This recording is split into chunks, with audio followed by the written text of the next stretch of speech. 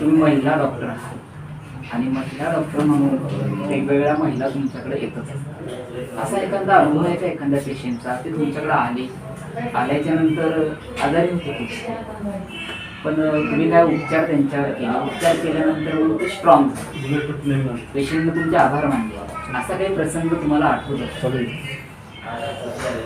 हां, माझा एक लेडी पेशंट होती.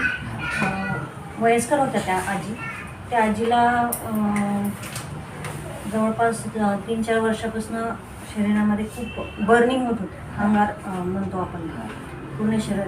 त्या खूप ठिकाणी फिरून वगैरे आल्या होत्या. बऱ्याच ॲलोपॅथिक ट्रीटमेंट वगैरे घेऊन आल्या, करून आल्या. तरी त्यांना आजार म्हणजे त्या आजारीचं निदान डायग्नोसिस झालेलं होतं आणि पुन्हा त्यांना रिलीफ पण भेटला नव्हता.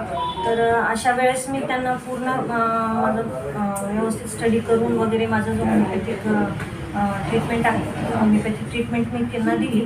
तर दुसऱ्या-तिसऱ्या दिवशीच त्या आजी माझ्याकडे आल्या आणि अक्षरशः वयस्कर असूनसुद्धा माझे पाया पडू लागल्या की मॅडम, मला इतक्या वर्षापासून जो त्रास होता तो तुम्ही मला त्याच्यातून मला रिलीफ केलं, त्याच्याबद्दल त्या मला खूप धन्यवाद देत होता.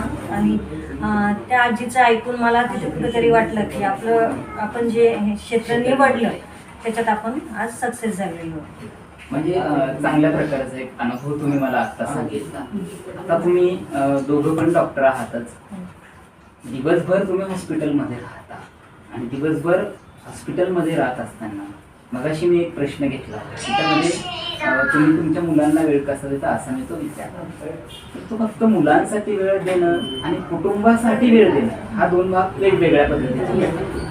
कुटुंबाला वेळ देणं, समाजाचा समतोल तुम्हाला राखायचा, किंवा तो तुम्ही कसा राखता, काय सांगाल? वेळ व्यवस्थापन हे खूप गरजेचं आहे. असं बरेचदा होतं की मला फॅमिली आणि हॉस्पिटल या दोन्हींनाही वेळ द्यावंच लागतं.